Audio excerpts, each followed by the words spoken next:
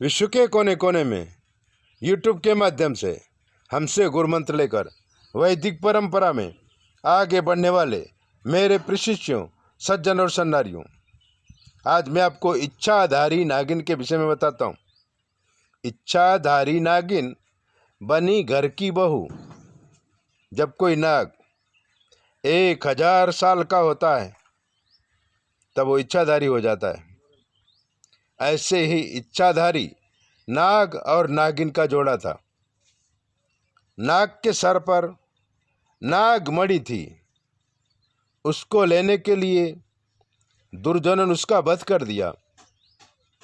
नागिन विह्वल होती रही लेकिन कुछ कर नहीं पाई, क्योंकि वो लोग मंत्र, तंत्र और यंत्र तीनों का उपयोग करते थे। अब नाग मरा तो एक सेठ के घर पैदा हुआ। नागिन को यह बात मालूम थी। वो सेठ के घर का चक्कर लगाने लगी और जैसे ही नाग का अवतार लिए श्रीधर बड़ा हुआ, वो 16 श्रृंगार सच के उसको मोहित करने लगी और श्रीधर लड़की बनी नागी पर मोहित हो गया। दोनों ने शादी कर ली। नागिन घर में बहू बन के आ गई। संसार चलने लगा। धीरे धीरे श्रीधर को भी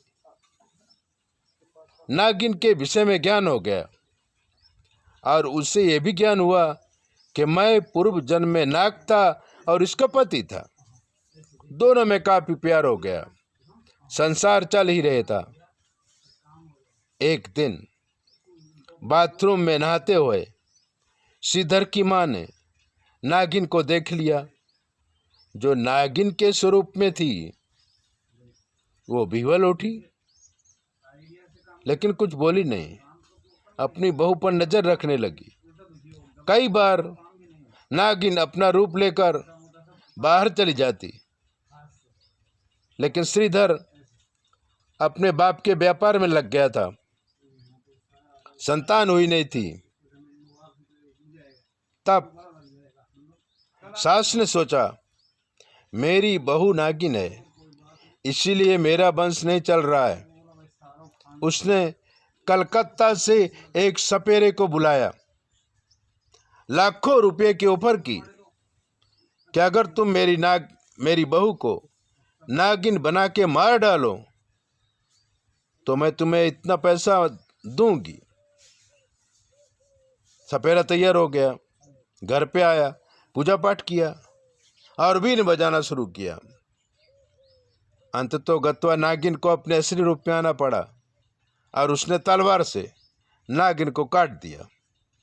नागिन के कटते ही श्रीधर भी ऑफिस में बैठा हुआ था, उसको अटैक आया, वो मर गया और वंश नष्ट हो गया। इसलिए धीरज, धर्म, मित्र और नारी, आफत काल परखिए उचारी। अगर धीरज से जिंदगी जीते हो तो आपका विजय अवश्य होगा। 9825200108 पर फोन करो।